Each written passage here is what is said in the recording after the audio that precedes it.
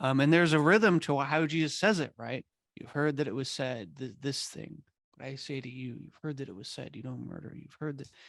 You're going to remember that as a good teacher who knows his audience, who knows how to get you to remember things, get you to hear things well.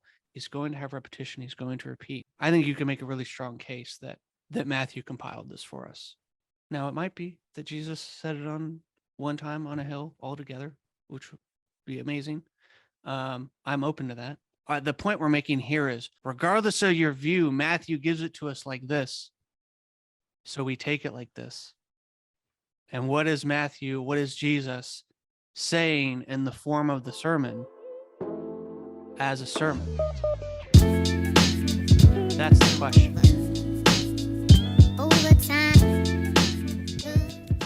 Welcome to the Belfast Podcast. I'm your host, Luke Byler. Daniel and I are continuing the study of the Divine Conspiracy. We're moving on to Chapter 5. This is where Willard moves on from the Beatitudes and starts talking about the structure of the bigger sermon itself. We go over the first passage of Jesus' new commandments.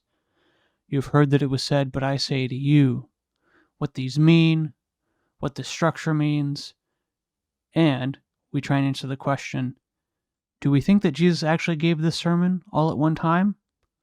Or was Matthew compiling different renditions of things Jesus had said throughout his ministry and presenting them as its own sermon? So, if any of these intrigue you, stick around and find out. And I hope you enjoy our discussion of Chapter 5 of the Divine Conspiracy.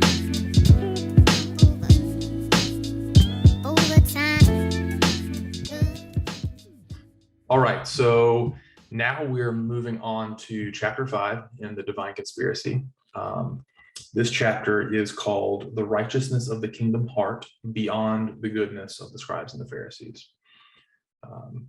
Just to set the stage a little bit, we've been coming off of Chapter 4, where we talked about, now I'm blanking.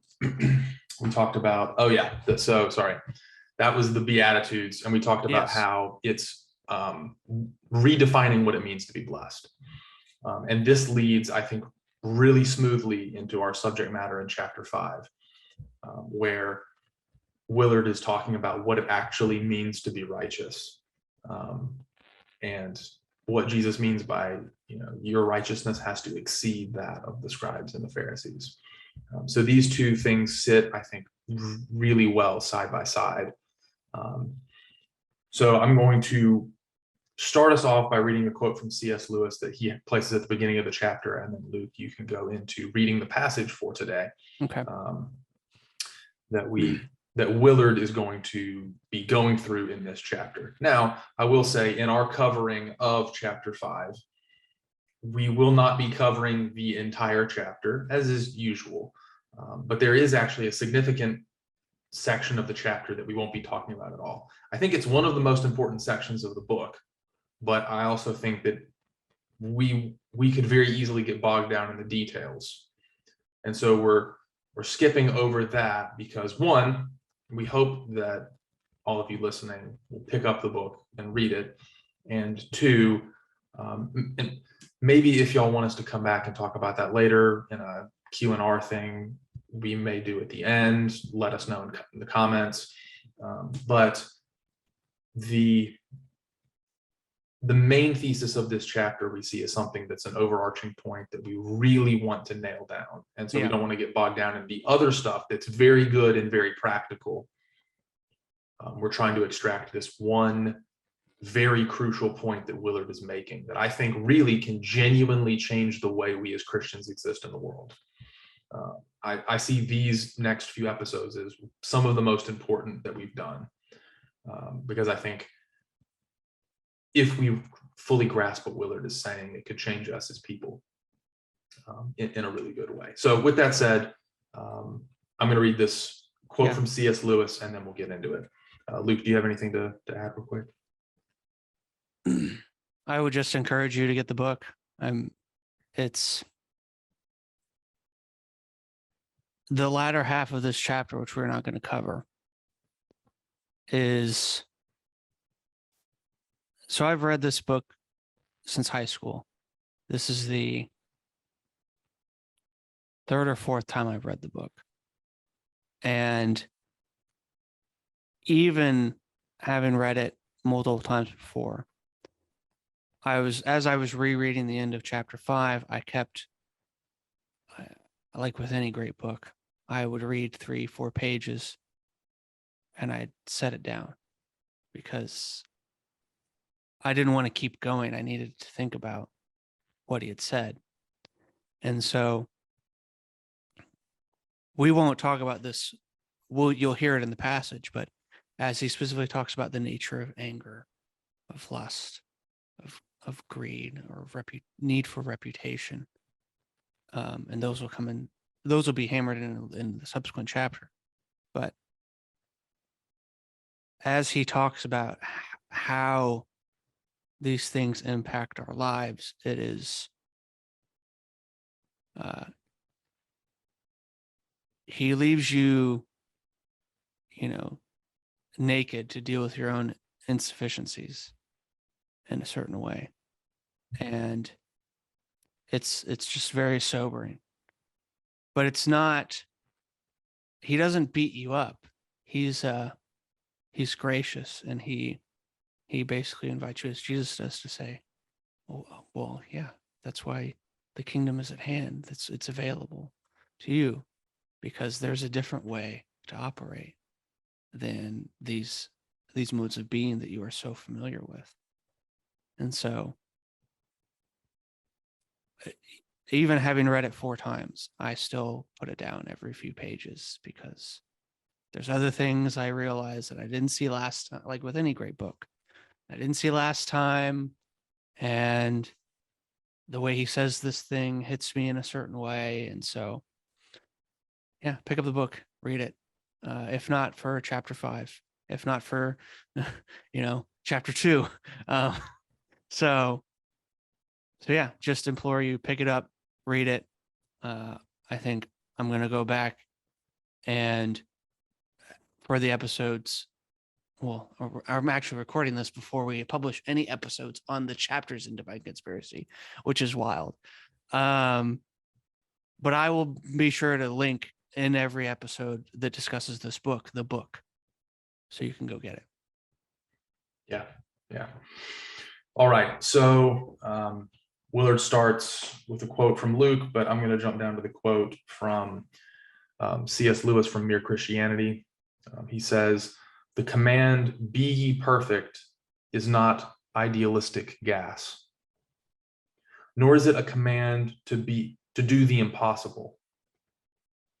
He is going to make us into creatures that can obey that command. Be perfect. Become the kind of creature that can fulfill that command." That's what we're talking about today. So, Luke, if you would like to read the passage.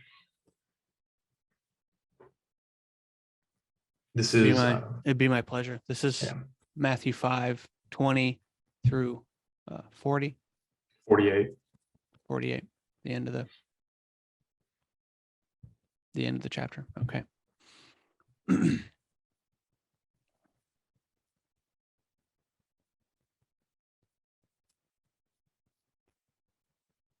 going to read from 17.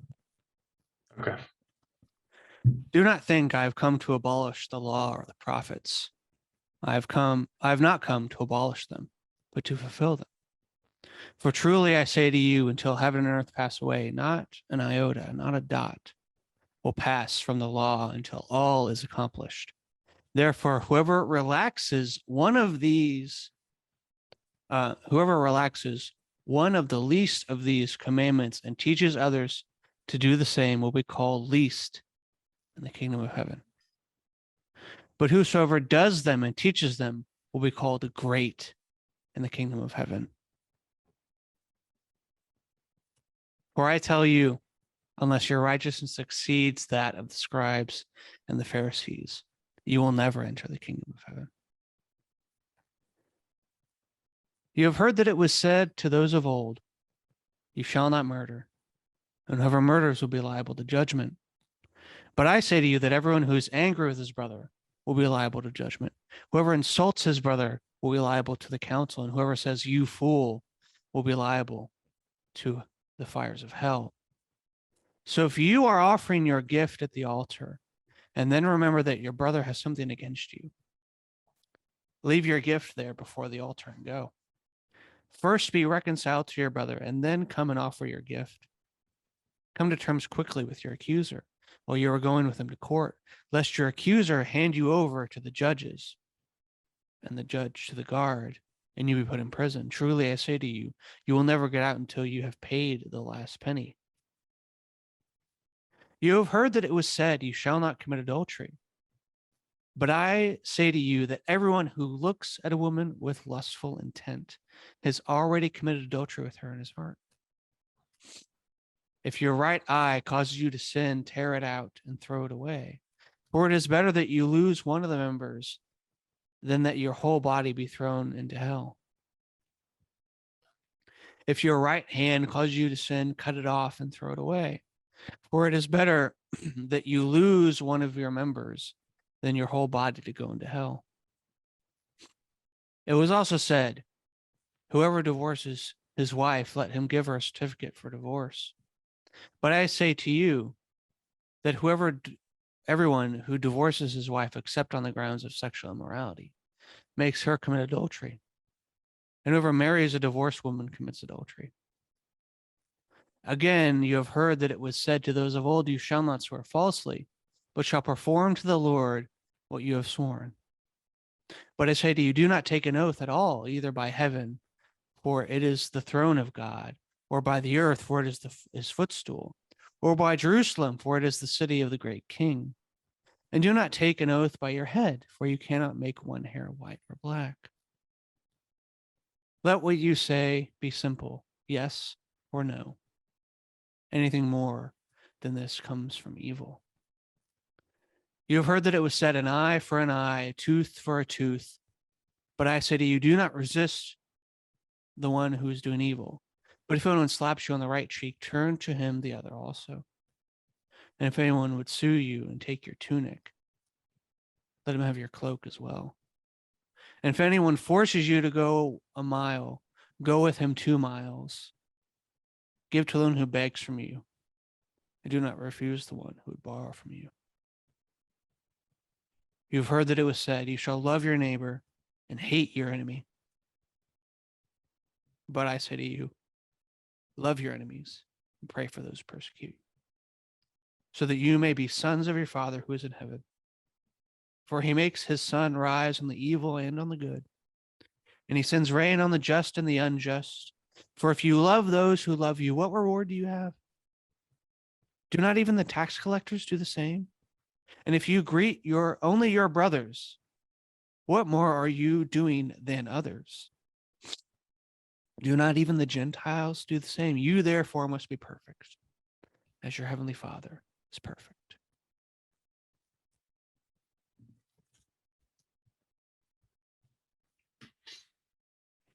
Those are some of the most beautiful words I think ever written. But Ed, do you have any opening comments? No. Okay. We've talked at length about the final portion of that passage. Just watch our videos on Jonah. But yeah. I think if you don't see it, if you don't hear it, Jesus is at once raising the bar. You've heard that it was said. You've heard that it was said, but I say to you. He is not, and we will get into this here in a minute. He is not as concerned with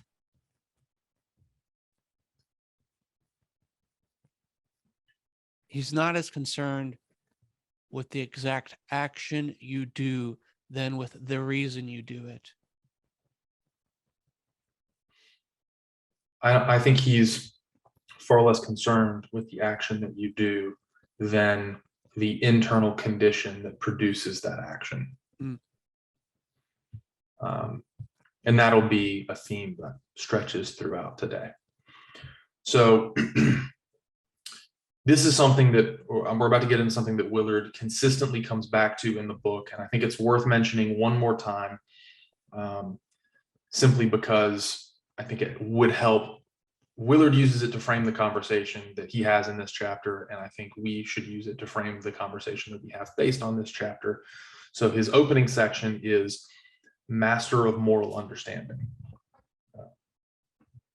This is on the first page of chapter 5.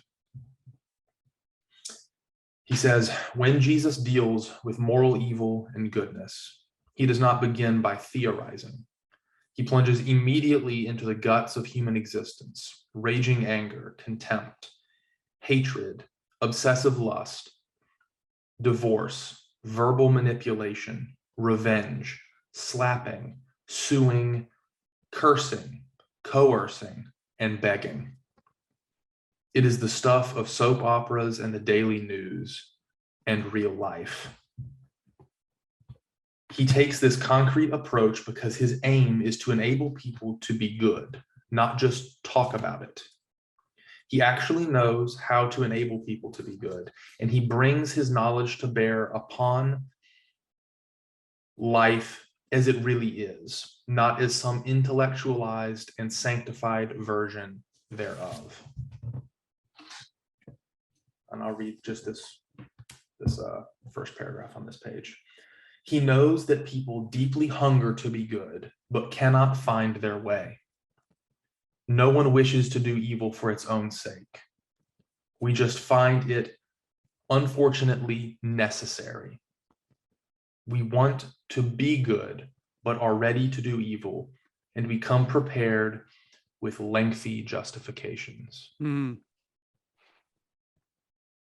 So I'm going to take us on a tangent, Luke, if you don't mind, Go ahead. because I just realized this semester I've been taking a class called God and the Problem of Evil, and the entire class is focused on the theodicy problem, which at some point I'd love us to dive into on the channel, but it'll be probably some time before we get to that with everything else we have planned, which is totally fine. But in my first paper for the class, I wrote on the problem of evil, not a theodicy itself, but just focusing on what evil is and how evil manifests itself. For that, I used two resources. No one will be surprised, St. Augustine, and a sociologist who studied the Just become a Catholic at this point. No, I see. It's the parts of his theology that Catholics emphasize that I actually dislike. It's everything else that I love. And I mean no disrespect to any Catholics. I do have a lot of respect for a lot of Catholics throughout history, but anyway, being a little tongue-in-cheek, I guess. So the other person that I used is a sociologist named Fred Katz, who did a lot of sociological studies on evil taking place. His book is actually called Ordinary People, Extraordinary Evil, or maybe reverse that, Extraordinary Evil, Ordinary People, something like that. And the basic thesis of the book is that it is ordinary people every day that commit some of the most egregious kinds of evil imaginable. And it's not because they are evil. He uses the Nazis in the Holocaust as his primary example of ordinary people. Now we think, oh, those were horrible, horrible people who reveled in the misery that they, and to a degree that's correct, right? That reveled in the misery they inflicted. But it didn't start that way. And thinking, oh, those were horrible people, not like me, I'm an ordinary person, is actually the same frame of mind that led to the Nazis doing what they did. It's a wonderful study, very deep, very dark, very heavy. Peterson actually talks about this a good bit as well. And so I think that's this last paragraph from Willard, he's touching on that point, right? We find evil necessary. Fred Katz talks about how evil gets packaged with higher goods. We do evil because there's a good that we have in mind that we think we can only achieve if we're willing to do certain bad things. And I ultimately think that's what ends up resulting in things like the Holocaust, the Russian Revolution, where millions and millions of people died, the Chinese Revolution, where the exact same thing happened. And that's not to say that, I just listed several revolutions. That's not to say that movements against abuses of power are bad, although I do think that those historical situations were a lot more complex than that.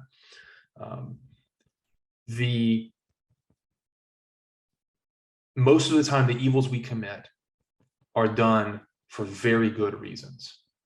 And they're done by ordinary people, everyday people you'd find on the street.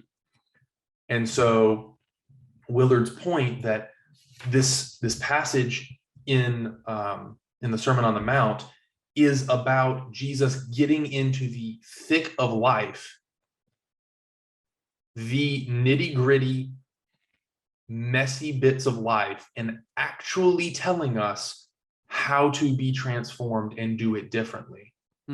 That's important. Because if we don't get that, we can very easily end up just like your run-of-the-mill Nazi concentration camp worker, which is a scary thought. But recognizing that we all have the capacity to become that, I think is the very thing that will hopefully prevent us from becoming that. And that is what Jesus, I think, is trying to point out in this passage. You all have the capacity to do these evil things, not even in the most explicit way possible. But think about the way that you murder your brother or sister in your heart.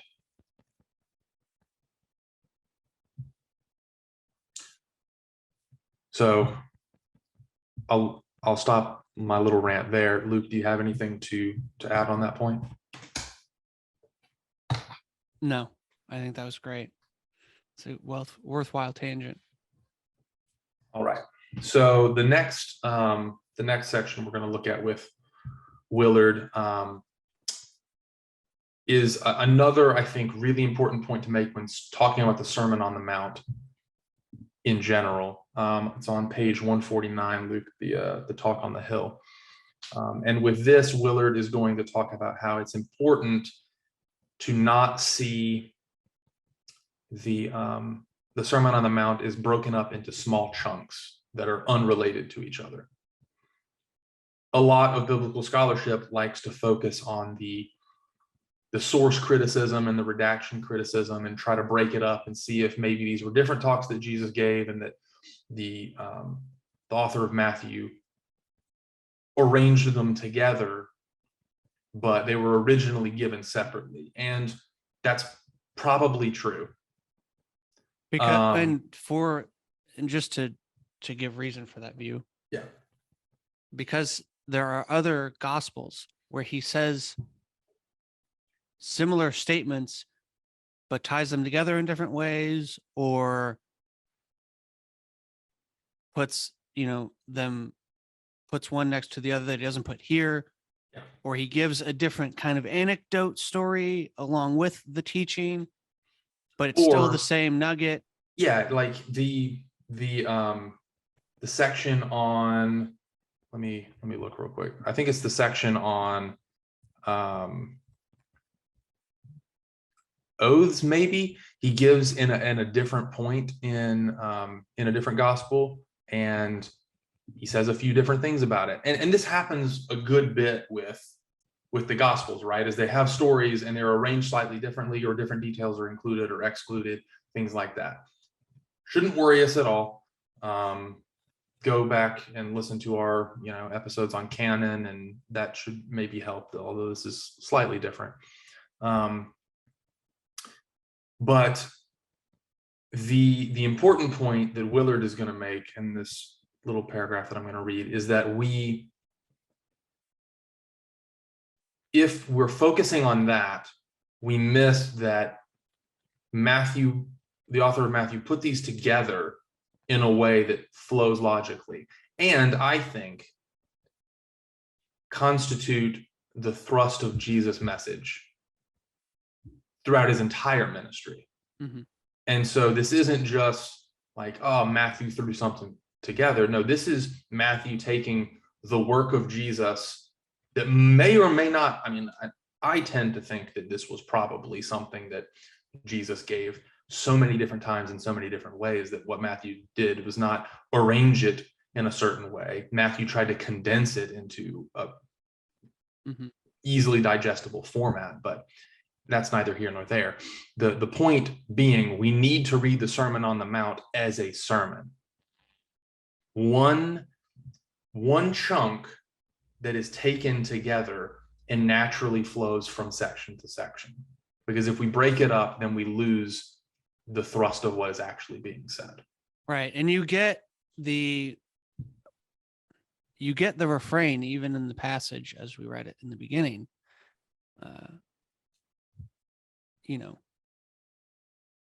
Jesus says, you've heard that it was said, but I say to you, and Willard's going to argue rightfully, and this is the latter half of the chapter that we're not really going to get to, by the way, that there's a reason for the order in which he talks about the things he talks about, which I think is profound.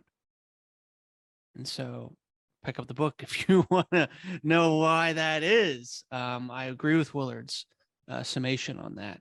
And to the point of, what did Jesus give this all in one time? The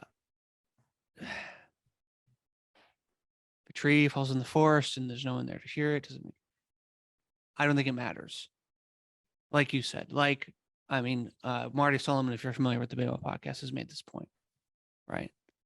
And Marty's point is I believe what you just said. He probably gave it so many times that the disciples could quote parts of it, right?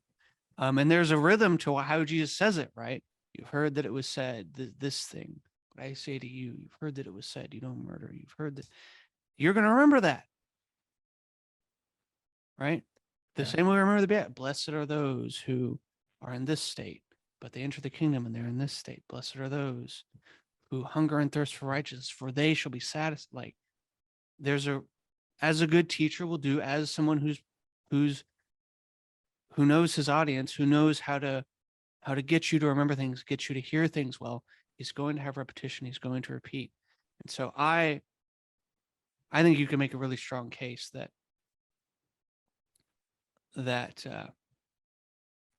Matthew compiled this for us to put it all together. Now, it might be that Jesus said it on one time on a hill all together, which would be amazing. I'm open to that. The point we're making here is, regardless of your view, this is why we're canon, guys. Regardless of your view, Matthew gives it to us like this. So we take it like this. And what is Matthew, what is Jesus saying in the form of the sermon as a sermon? That's the question here regarding the text. No, absolutely. So I'll read this section on page 149. How does the first paragraph is, why then is it important to understand Matthew 5 through 7? Got it. Cool. Go ahead. So I'm just going to read this one paragraph. Why then is it important, that we should understand Matthew 5 through 7 as one talk or sermon? It is important because unless we understand it as one discourse, purposively organized by this highly competent speaker, its parts, the particular statements made, will be left at the mercy of whatever whims may strike the reader as they contemplate each pearl of wisdom. Their meaning cannot be governed by the unity of the discourse as a whole. And this is, for the most part, exactly what happens today. Postmodernism. I was about to say that. This is a point that Jordan Peterson makes a lot, is that when you're writing an essay, each word contains some meaning, but its meaning is not independent of the sentence that it's in. And the meaning of the sentence isn't independent of the paragraph, and the meaning of the paragraph isn't independent of the meaning of the essay itself, and the meaning of the essay isn't isolated from the meaning that it brings in the cultural conversation that's taking place at the time. And that's not divorced of the history of ideas. And so we can't do the same thing with Jesus' words. I've heard, and I might have brought this up before. If I did, I apologize, but I think it's a really good example of this. In one of my classes in New Testament, we talked about how one of my classmates in our class, when we were talking about sections of the Sermon on the Mount, and Jesus talking about forgiveness, forgive 70 times 7, and yada yada yada. We had this. One of my fellow students said, why do you have to forgive 70 times 7? You're just letting yourself be abused at that point. I don't really understand why you have to keep going back to this person. And I said, no. You're misreading what Jesus is saying, because all you're hearing is endless forgiveness. And you're not hearing the stuff he's saying around it. He's not saying to continuously go back and be abused by the same person over and over again. He's saying that if you don't forgive them, your unforgiveness will turn to bitterness and it will destroy you. You can't just cut and paste one sentence out of what Jesus is saying in the movement of this, because that's exactly what happens.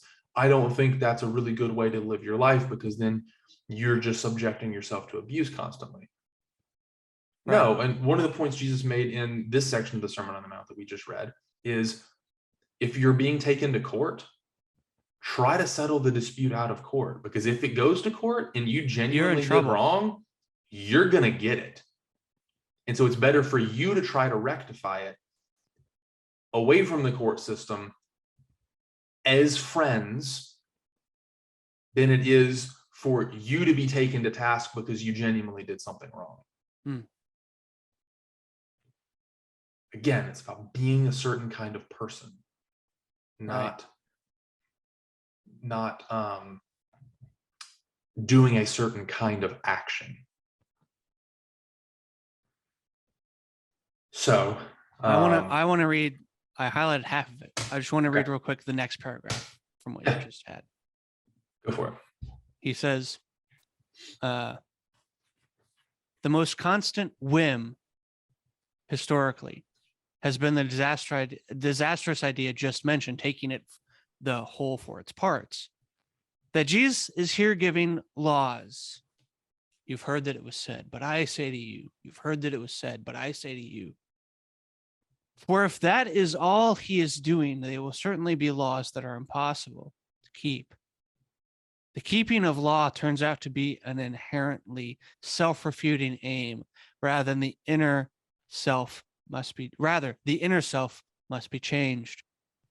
Trying merely to keep the law is not wholly unlike trying to make an apple tree bear peaches, or by tying peaches to its branches.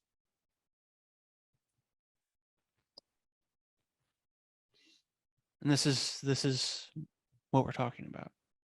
Yep. The goal of Jesus's words about the law are not to give you another law, just like the Beatitudes are not meant to give you a desirable state of being in their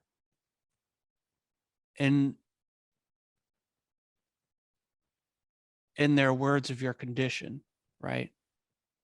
You're not blessed because you mourn. You are blessed because when you mourn, you shall be comforted.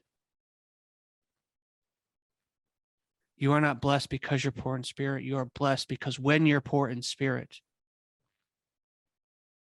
the kingdom will come upon you. Same thing here. You are not good if you only do not murder. But watch out, because there's anger in you.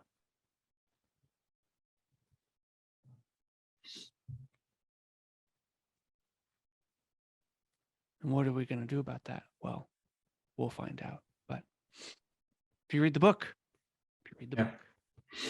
So if you could pull up the quick outline that he gives, I believe it's on page 154. We can talk just a little bit about the sermon structure as a whole. And then we can go from there into talking about a few more specific things. So okay. the first section, he starts out by saying that Matthew 4:17 through 25 form the background assumptions about the life in the kingdom through reliance on Jesus. So this is Beatitudes. This is really everything that we've talked about in the book thus far, defining what is kingdom and what is Jesus' kingdom. What does it mean to live in that? What is the right kind of gospel? That kind of thing. The second point is that ordinary people it is ordinary people who are the salt and light of the world as they live the blessed life in the kingdom, right? So this is the Beatitudes, right? So we start with what kind of kingdom, the basic assumption, then we go to who is blessed.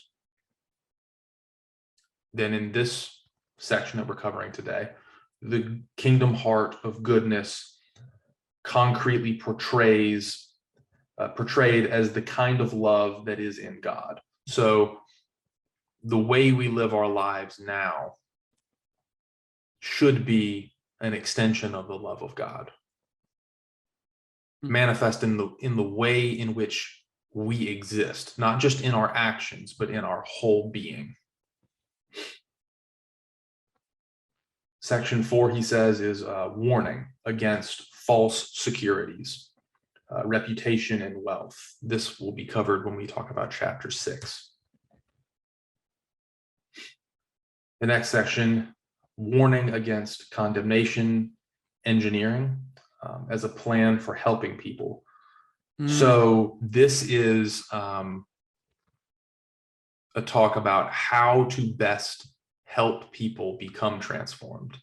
It's not, you don't condemn them into righteousness. You call them into righteousness. And that's important because people don't usually respond well to condemnation. Correction is needed. Calling is needed. Condemnation almost never gets the job done. And if it does, it's only within the context of a prayerful community. And it's short term. Yeah.